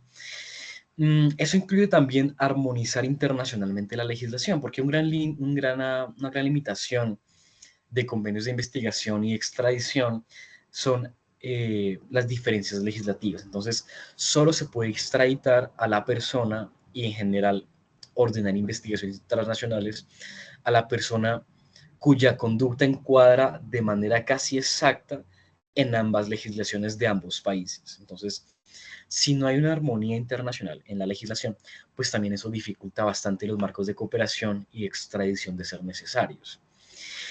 También, y eso ya en Colombia se está adelantando con esfuerzo, es necesario crear marcos regulatorios, no necesariamente penales, pero sí por lo menos en temas de blockchain, criptomonedas, inteligencia artificial, big data, que garanticen la responsabilidad, la trazabilidad, la transparencia con estas nuevas tecnologías. Por ejemplo, en ámbitos judiciales, el uso de ChatGPT en decisiones judiciales, pues ya está cada vez volviéndose más una tendencia. Tanto así que hasta la misma Corte Suprema de Justicia, pues tuvo un muy breve, no muy importante escándalo por haber utilizado, sin decirlo públicamente y transparentemente, ChatGPT en la redacción de la sentencia de tutela, por ejemplo. Ahora, gran parte del esfuerzo de prevención incluye, justamente lo mencionaba el doctor Jamie, campañas de alfabetización y educación, porque la mayoría de ciberdelitos en Colombia siguen siendo los delitos tradicionales que en general insistimos en que se pueden evitar de manera muy fácil. Es decir, poder reconocer correos que pueden ser suplantación o correos fraudulentos o correos sospechosos, parte de enseñarle a las personas de todas las generaciones, pues que es importante evitar ponerse en autorriesgo y autopuesta en peligro en entornos digitales. Entonces, tener cuidado con las descargas en sitios no muy confiables, tener cuidado con información o con correos que suplantan entidades públicas o privadas, pues hace parte de un esfuerzo importante de prevención y educación y sobre todo de alfabetizar, de enseñar cuáles son los fundamentos de las tendencias actuales tecnológicas, desde utilizar adecuadamente un correo hasta cosas un poco más complejas como el funcionamiento de la inteligencia artificial generativa en entornos digitales. Sin duda, otro tercer importante aspecto es la investigación y la persecución, que se involucra fortalecer unidades especializadas de investigación con informáticos forenses, con especialistas en prevención, con especialistas en bases de datos y nuevas tecnologías, pues que tengan las habilidades técnicas y humanas y la formación adecuada para poder investigar y perseguir este tipo de delitos, por ejemplo. Y sin duda, creo que un cuarto aspecto es la infraestructura tecnológica, y es algo en lo que a veces pues tenemos problemas. Las plataformas de denuncias digitales, por ejemplo, que faciliten rápidamente que las personas puedan poner en conocimiento cuando hay ciberataques o cuando han sido víctimas de un delito en entornos electrónicos o de Internet, pues es bastante importante. Y sin duda, pues puede discutirse qué tan necesario es, como fue la discusión con la Agencia Nacional de Ciberseguridad, tanto en Colombia o en digital, pues poder discutir qué tan necesario sería centralizar los esfuerzos de protección de ciberseguridad en Colombia en una sola entidad o de mantenerlo de cierta manera descentralizado entre varias entidades como lo es la Fiscalía, el Ministerio de Tecnologías y Comunicaciones o la Policía Nacional. Y sin duda, tal vez en este ámbito puede ser importante establecer como tanques de pensamiento, think tanks, como se dice en inglés, para poder traer buen talento especializado y discutir quizás cuáles son esas nuevas medidas o herramientas que necesitamos. Entonces, realmente no hay soluciones mágicas, soluciones pues que nos lleven a no tener ciberdelitos, pero tener campos de acción especializados en investigación, prevención, en educación y en investigación y jurisdicción, pues es lo que sin duda necesitamos hacer como un primer paso. Excelente, profe Diego. Y la siguiente pregunta, aunque ya el doctor Jamie nos adelantó un poco, es justamente frente a los vacíos y condiciones legales actuales. ¿Cuál es la ruta que se recomienda para tomar las decisiones cuando es evidente la materialización del delito en un entorno digital? Aunque ya nos adelantaste un poco sobre esta respuesta, doctor Jamie. Pues bueno, el tema es que realmente, como había notado previamente, pues los delitos o los ataques terminan siendo inevitables, ¿sí? Entonces, lo que hay que hacernos es más resistentes al tema, ¿sí? Y hacernos más resistentes implica reconocer nuestras vulnerabilidades, ¿sí? Que es importante tenerlo en cuenta, ¿sí? Segundo, el tema de poder de alguna forma perfilar o establecer quiénes son los que me quieren hacer daño, es decir, las amenazas. Y el tercer elemento importante es reconocer en mi entorno precisamente esas tendencias que están precisamente comenzando a aparecer para de alguna manera poderme anticipar y tener elementos que me permitan mitigar esos escenarios, particularmente en las organizaciones. Y allí el tema particular frente del tema de los seguros cibernéticos me permiten, digamos, amortiguar un poco el golpe, ¿sí? Todo esto va a que las organizaciones hoy por hoy tienen que estar conscientes de que el tema no es si vamos a tener un delito o la concreción de un ataque que termine con efectos económicos para la organización, sino el cómo y el cuándo. Eso no sabemos, ni cómo ni cuándo. Sí, cuando a mí me preguntan, Jamie, ¿está mi organización expuesta o vamos a tener, qué probabilidad tenemos de tener ¿cómo se llama? Un ataque que nos comprometa? Pues la probabilidad es 1. Les va a pasar.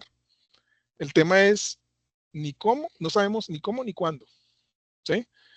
Pero lo que sí podemos comenzar a establecer es dónde están esos puntos, primero de vulnerabilidades conocidas que tenemos que cerrar, y por otro, comenzar a pensar en los puntos ciegos, o sea, aquellas cosas que no estamos viendo que están ocurriendo y que de alguna manera el atacante se va a poder aprovechar. Entonces, para efectos de poder moverse ahora en el contexto empresarial, hay que tener claro hasta dónde vamos a aguantar de alguna manera o amortiguar los golpes, cómo vamos a seguir operando a pesar de que efectivamente tenemos un problema y que lo vamos a solucionar. Y tercero, cuáles son las decisiones de corte ejecutivo que vamos a tomar para efectos de disminuir los impactos, no solamente a nivel económico, sino de todos los diferentes grupos de interés que pueden ser afectados con ocasión precisamente de ese evento cibernético.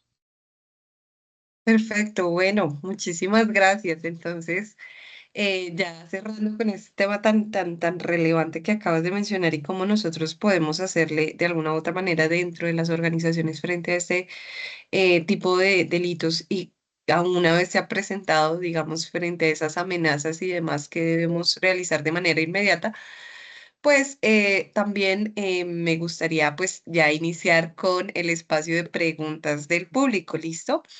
Entonces, pues quiero comenzar preguntándole al doctor Diego Borbón, ¿cómo deberían las organizaciones atender el desafío que representan los posibles vacíos regulatorios, tanto legales como de comportamiento, que nos mencionabas?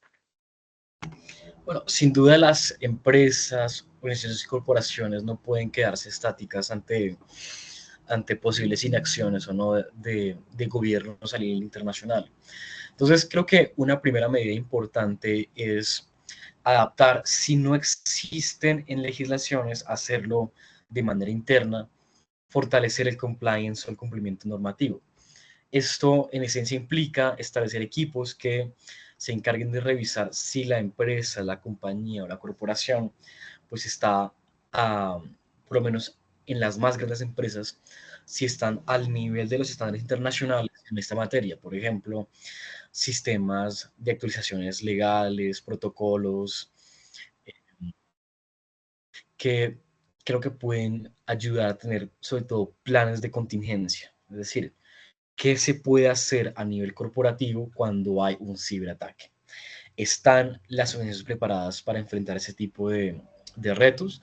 Y sobre todo, es importante que tanto empresas como organismos, tanto públicos como privados, pues actúen de manera proactiva, sobre todo por el riesgo reputacional de no hacerlo. Es decir, el riesgo reputacional de ser entendidos por usuarios y por los clientes como una empresa altamente sujeta a ciberataques o a riesgos digitales, pues es una buena razón para actuar incluso en ausencia de regulación bastante clara. Entonces, ser proactivos, tener planes de contingencia, auditorías, fortalecer el compliance normativo puede ser importante, tener planes de ética corporativa y gobernanza, adaptarse a normas, por ejemplo, y creo que ya lo mencionaban, la ISO 27001 es una norma interesante en materia de ciberseguridad, revisar si es suficiente o adaptarse a nuevas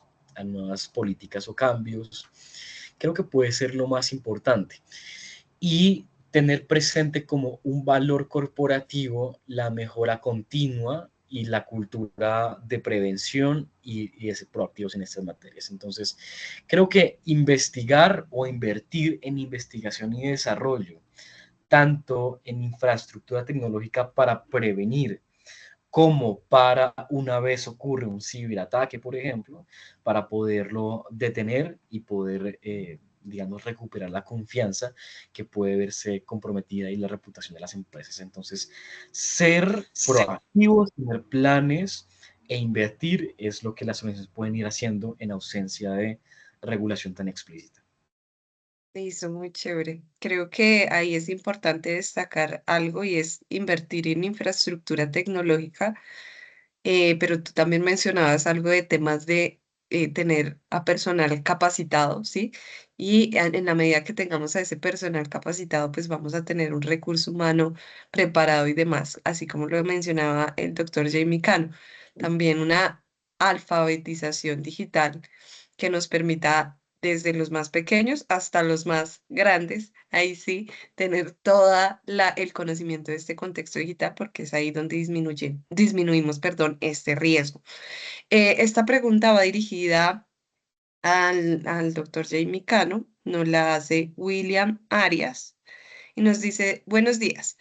Ante la preocupante impunidad en la judicialización de los delitos cibernéticos, ¿qué opciones prácticas preventivas se podrían aplicar para disuadir a los ciberdelincuentes en la ejecución de estos delitos? Pues muy bien a William por la pregunta, o sea, y ha usado una palabra bien importante, disuadir, ¿sí? Para disuadir. Entonces, lo primero es lo por donde vamos a empezar siempre, ¿sí? Como siempre les digo yo a mis estudiantes, en el tema de ciberseguridad, primero hay que hacer la primaria. Entonces, es el estándar ISO 27001, que es de seguridad de la información, ¿sí? Precisamente lo que nos permite es establecer un PHBA, que es una práctica básica, precisamente para poder, de alguna manera, asegurar los riesgos conocidos relacionados con el tema de seguridad, ¿sí? Entonces, el tema básico es asegurar los controles básicos. Eso lo que nos permite es disminuir las vulnerabilidades que tenemos y de alguna manera también le da información al atacante por donde no nos puede atacar. Entonces, por lo menos tendrá que ser un poco más creativo. Eso es la primera cosa. Entonces, si hacemos una aplicación de la norma lo que nos ayuda es básicamente a disminuir las vulnerabilidades conocidas.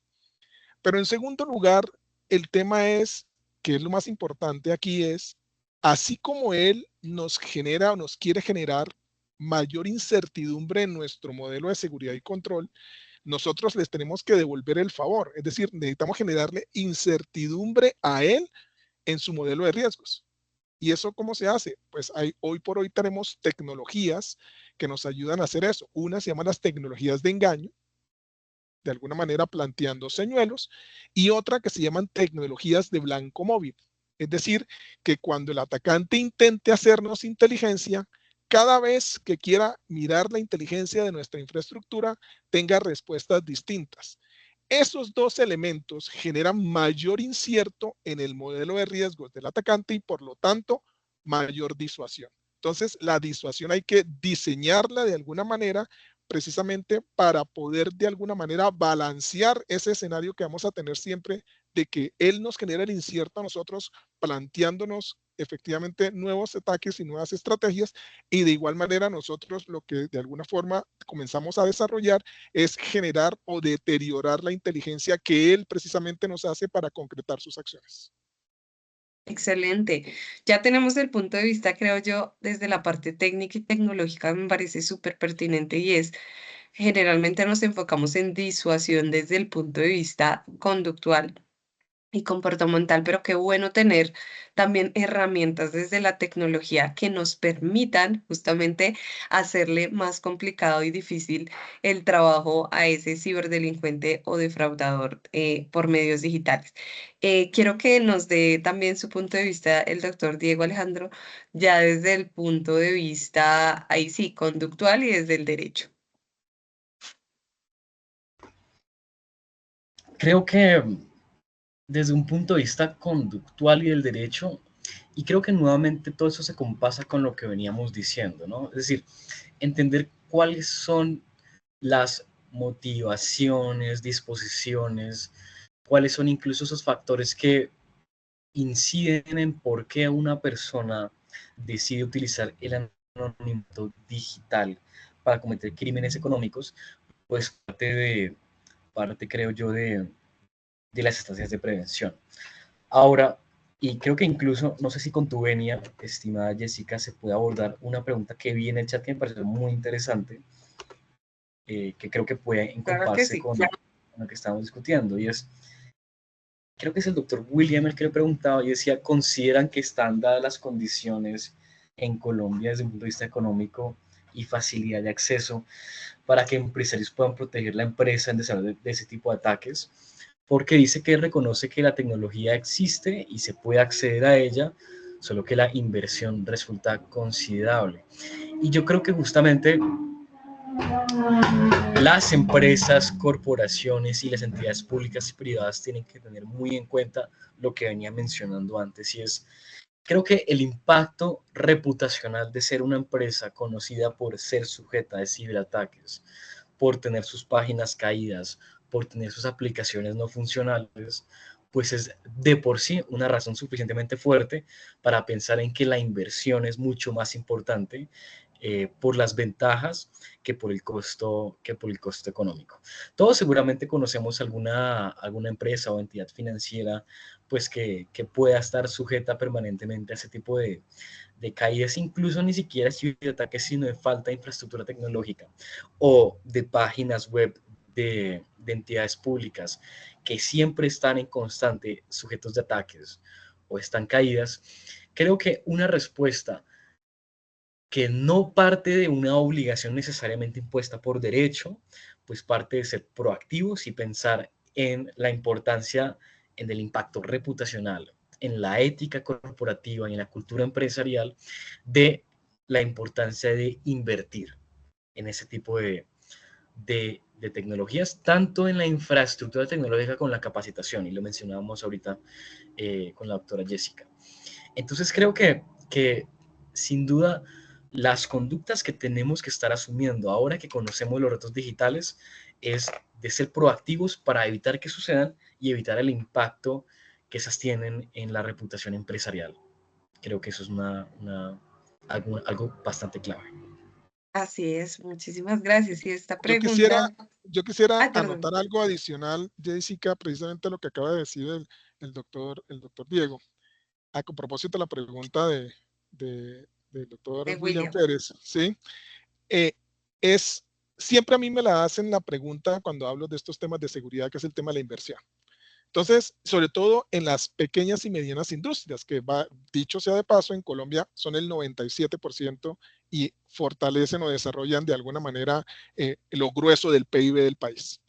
Entonces, para efectos de ese tipo de iniciativas, por ejemplo, hoy por hoy, en Europa lograron hacer un hub donde todos los proveedores están en un sitio y allí las empresas o las pymes van y buscan los mínimos de seguridad que puedan disponible a unos precios de alguna manera competitivos porque todos están poniendo sus infraestructuras allí. Entonces, lo importante aquí es que podamos tener cosas, como bien lo menciona él, as a service, ¿sí? Eso ayuda mucho y cosas como, por ejemplo, tener un director de seguridad de la información as a service o un CISO as a service.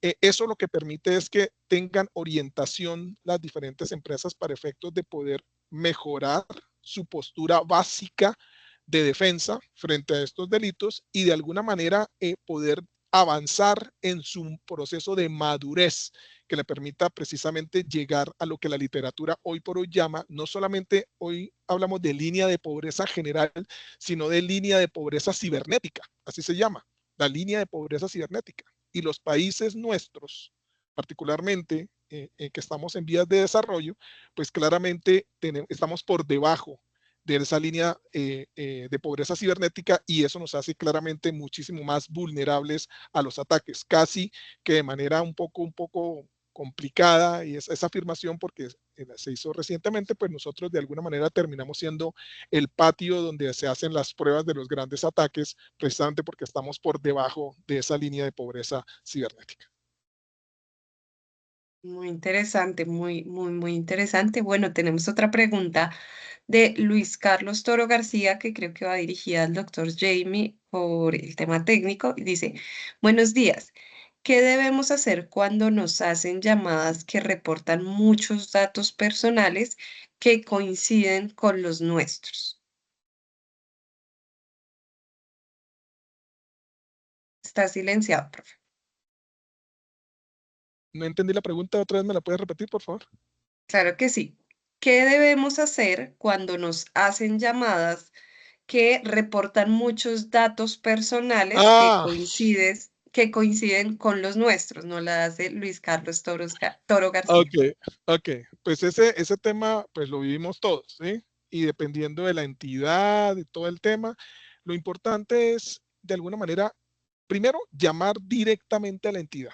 O sea, llamar directamente a la entidad, no creer directamente lo que está pasando, porque nuevamente los atacantes son muy ágiles y muy perceptivos en este ejercicio. Entonces, toman la información que puedan encontrar, como bien lo dijo en su momento el doctor Diego, de diferentes fuentes, cruzan, analizan y nos perfilan, ¿sí? Y eso es relativamente fácil hacerlo con las herramientas que tenemos hoy.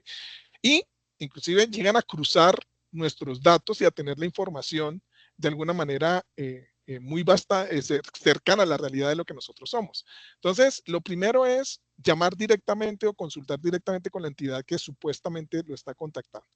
Y segundo, ¿sí? Si es un tema ya que tiene compromiso directamente de los datos personales, pues dirigirse a la Superintendencia de Industria y Comercio porque tienen de alguna manera una página donde uno puede de alguna manera hacer la denuncia formal acerca de ese compromiso que se tienen de datos personales para efectos de que se surta el proceso de reclamación y de revisión frente a ese escenario.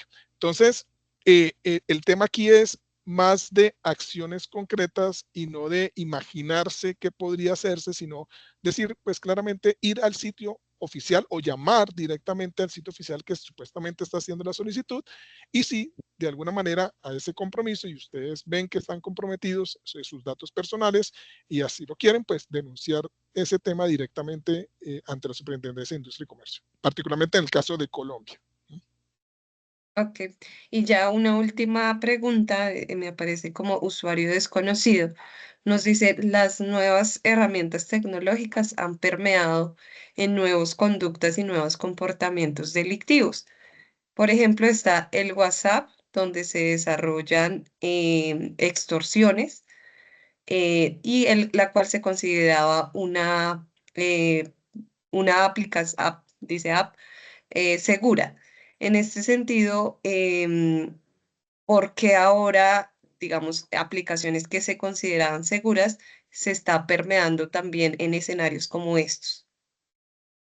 Entonces, no sé, profe Diego, no le quiere No, decir. si quieres, yo y si quieren, después Diego complementa. Por Gracias. supuesto. Entonces, estamos hablando de primero, apps seguras, ni nada seguro existe. O sea, de eso no hay nada seguro, ¿sí? Todos los programas tienen errores, vulnerabilidades que inclusive no conocemos. Entonces, primera cosa, partamos de que no existe ni va a existir ni ahora ni en el futuro sistemas que se puedan llamar seguros. Podemos hablar de sistemas confiables o aplicaciones confiables, ¿sí? Eso es el primer elemento. Segundo, el tema es que el uso de las aplicaciones está, diga de alguna manera, se volverá más confiable o no. Primero, del sitio donde esté y la certificación que tenga primero esa app para poderla descargar y poderla instalar. Segundo, el nivel de permisos y de concesiones que uno le hace en el móvil. Y tercero, tiene que ver con el uso o sus buenas prácticas alrededor de la información con la que usted alimenta esa aplicación. Acuérdense que una aplicación o cualquier software sin datos sencillamente no es nada, porque todo lo hacen precisamente los datos. Entonces, para efectos de poder asegurar una muy buena interacción, por lo menos habrá que asegurar si la fuente donde la descargó es correcta, si los permisos son suficientes o necesarios y que la interacción o la manera de uso de esa aplicación pues es la más conveniente dependiendo de las necesidades de la persona que la tiene. Y adicionalmente una recomendación que generalmente les hago siempre a mis estudiantes. Si usted descarga una aplicación y la aplicación no cumple con las expectativas que usted tiene, desinstálela. Desinstálela, porque si usted no la desinstala, usted tiene habilitado un posible vector de ingreso a su celular porque tiene una serie de permisos asociados con esa aplicación. Entonces, si hay algo que les puedo decir ahorita es que si tienen aplicaciones instaladas en su celular que no usan, desinstálenla. Quiten la ocasión de tener más elementos de posibles vectores de ataque en su propio celular.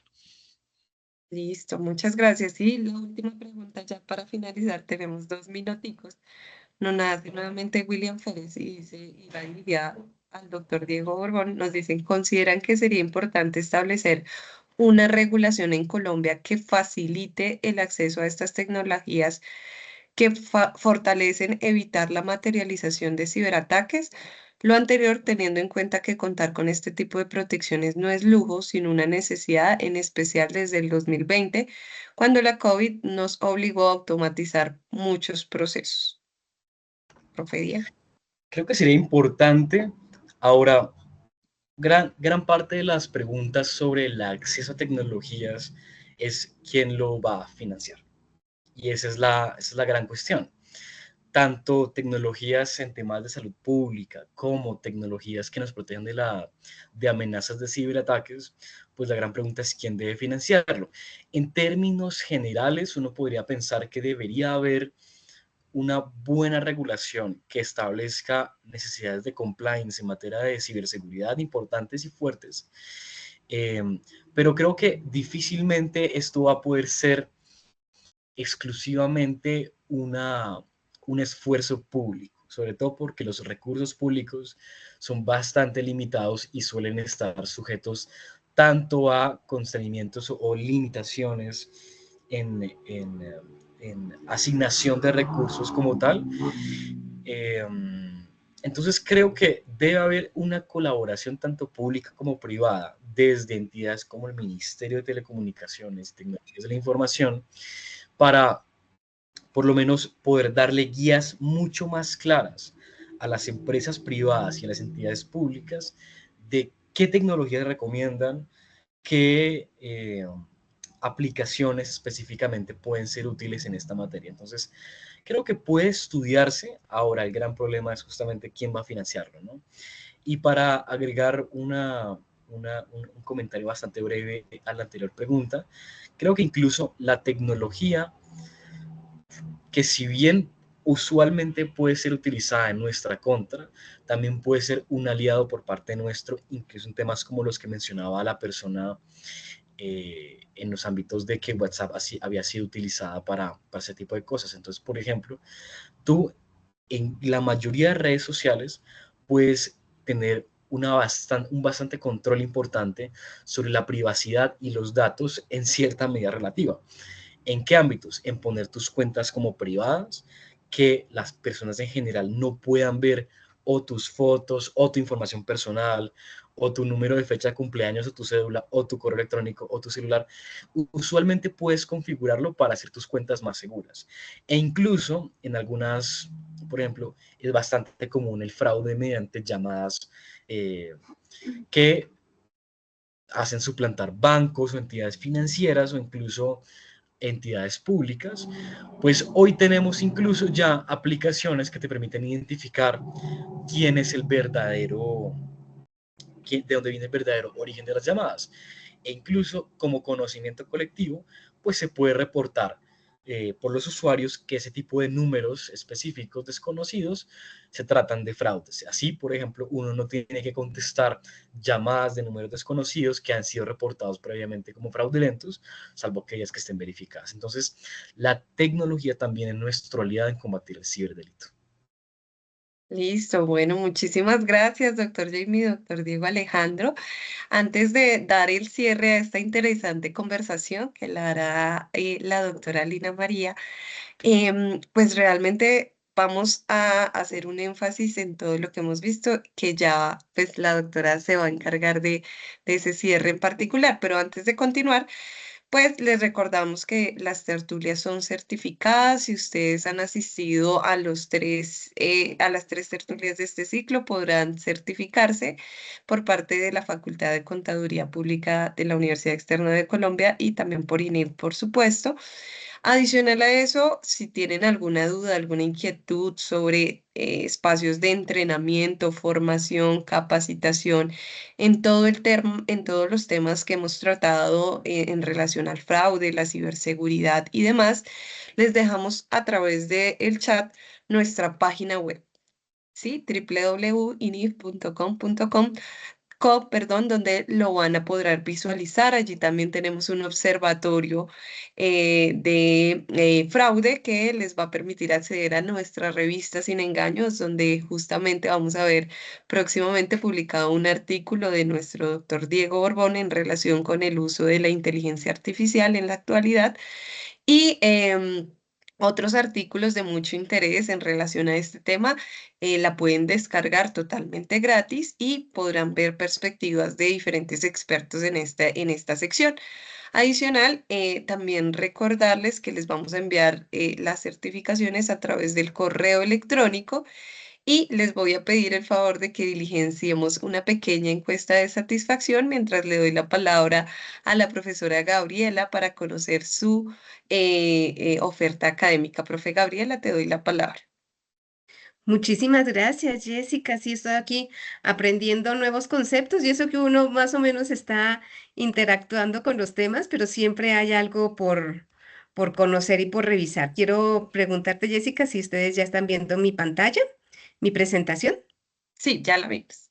Bueno, pues muy relacionado precisamente con lo que se ha dicho hoy, que es importante, entre otras cosas, pues no esperar a que la legislación o las regulaciones nos soporten todo el proceso de la prevención, sino que esperar y adelantarnos un poquito en esa línea de la preparación, la gestión del conocimiento para hacerle frente a estos retos que se nos presentan en cuestión del crimen económico en esos contextos digitales. Pues quiero compartirles rápidamente lo que la Universidad Externado de Colombia, particularmente en la Facultad de Contaduría Pública, les presenta a ustedes.